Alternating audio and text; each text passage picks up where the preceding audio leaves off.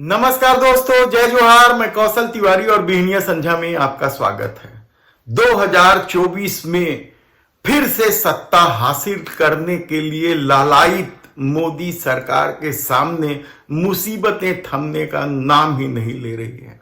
एक मामला सुलझने की स्तर तक वे पहुंचते हैं कि दूसरा मामला फिर मुंह उठाए खड़े हो जाता है। और ऐसी परिस्थिति में जब महाराष्ट्र और बिहार में अस्तित्व बचाने का संकट खड़ा हो गया है, तब उत्तर प्रदेश में किस तरीके से मुसीबत आ खड़ी हुई है, यह हम आपको विस्तार से बताएं। इससे पहले बता देते हैं कि राजस्थान में एक बार फिर बाबा रामदेव फंस गए हैं।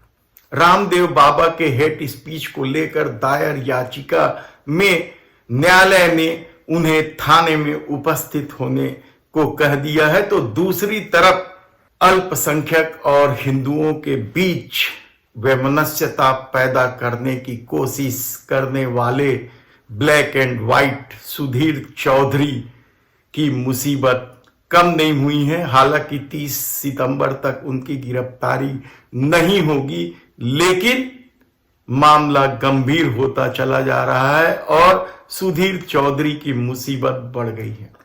दूसरी तरफ इंडिया गठबंधन ने जिन 14 एंकरों के बायकॉट की घोषणा की है, उसे लेकर वह भारतीय जनता पार्टी आलोचना करने से आ गई है, जो कभी एनडीटीवी और रवीश कुमार, संदीप चौधरी का बायकॉट करते थकती नहीं। तब सवाल इस बायकॉट का नहीं है, सवाल तो उस चेतावनी का है कि अब भी सुधर जाओ। इस देश को तोड़ने की कोशिश में लगे गोदी मीडिया के लिए यह एक बहुत बड़ा सबक। तो दूसरी तरफ हमने आपको बताया कि किस तरीके से महाराष्ट्र और बिहार में भारतीय जनता पार्टी अपने अस्तित्व की लड़ाई लड़ रही है। महाराष्ट्र में उद्धव ठाकरे के शिवसेना को भी तोड़ा, शरद पवार के एनसीपी को भी तोड़ दिया। इसके बाद भी उन्हें भरोसा नहीं है कि दहाई अंक तक आ सके, इसलिए ईडी की कार्रवाई भी अब तेज होने लगी है। तो दूसरी तरफ बिहार में नीतीश लालू गठबंधन ने भारतीय जनता पार्टी की नींद उड़ा दी है और वह छोटे छोटे उन दलों के साथ समझौता करते या गिड़गिड़ाते घूम रही है जिन दलों को वह कभी फूटी आंख नहीं भाते थे।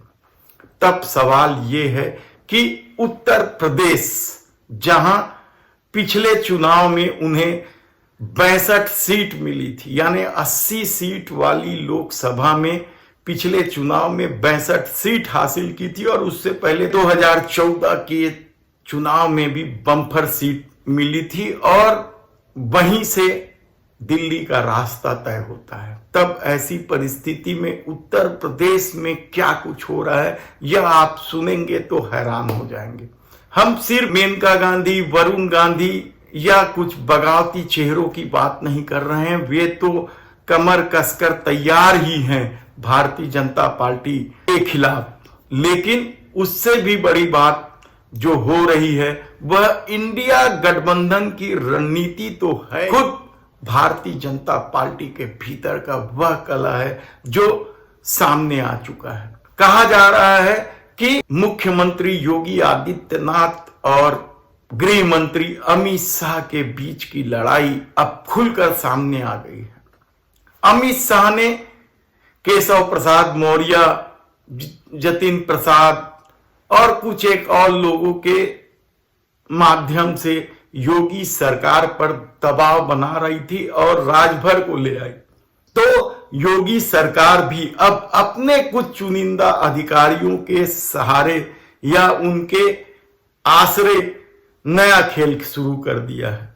दरअसल यह लड़ाई उत्तर प्रदेश की राजनीति को लेकर नहीं है, यह लड़ाई अमित शाह और योगी के बीच की लड़ाई है, और यह दिल्ली के सत्ता के लिए है।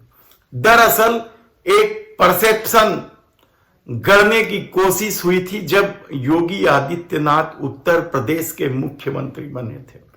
उस दौरान पूरे देश में एक ही तरह का नैरेटिव सेट किया जा रहा था कि मोदी के बाद योगी, और इस नैरेटिव की सबसे बड़ी वजह यह है कि न केवल योगी आदित्यनाथ हिंदू धर्म को लेकर अग्रेसिव है, बल्कि भगवा चोला भी पहने हुए वे सबसे प्रमुख भूमिका में है। ऐसे में मोदी के बाद शाह का सपना देखने वालों के सामने योगी सबसे बड़े रोड़ा है, और खुद अमित शाह भी यह बात मानते हैं, और शायद यही वजह है कि योगी आदित्यनाथ को काबू में रखने के लिए वहां अपनी गोटियां फिट कर लिए हैं।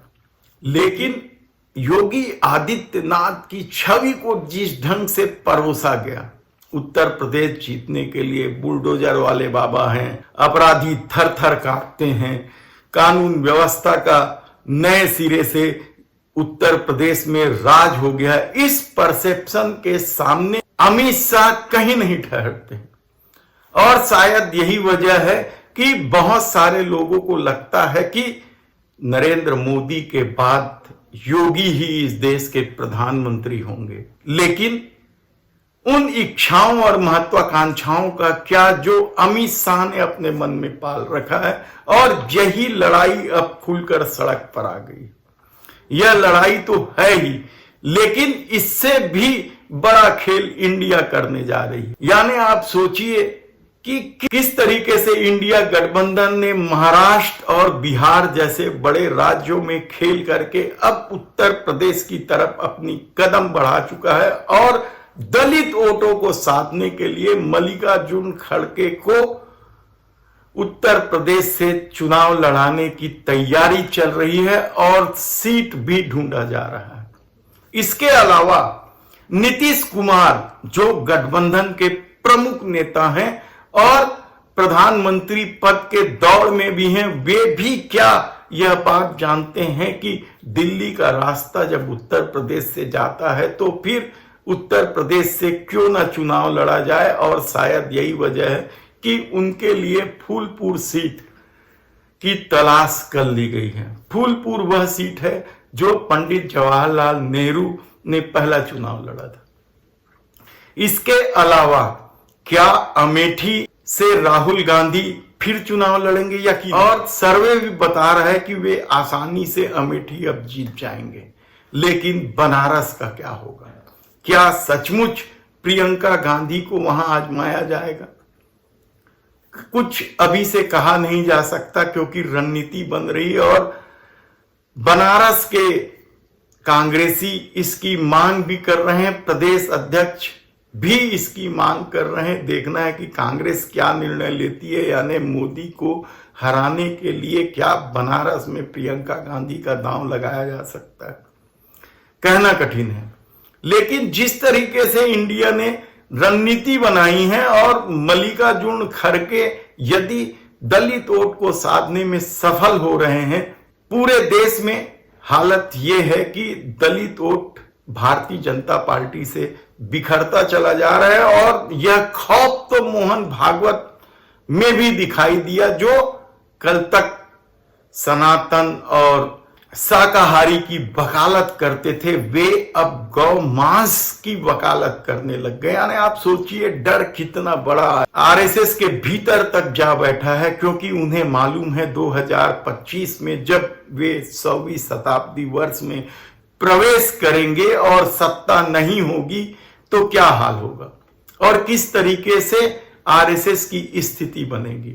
और शायद यही वजह है कि एक तरफ जहां मोदी सरकार पल पल बदलती राजनीति को लेकर आशंकित है, तो दूसरी तरफ आरएसएस ने भी पूरी ताकत लगा दी है, और जो विवाद की खबरें प्रचारित प्रसारित की जाती है, वे जानबूझ के प्रचारित प्रसारित की जाती है। दरअसल भारतीय जनता पार्टी ही आरएसएस है, और आरएसएस ही भारतीय जनता पार्टी है। धन्यवाद।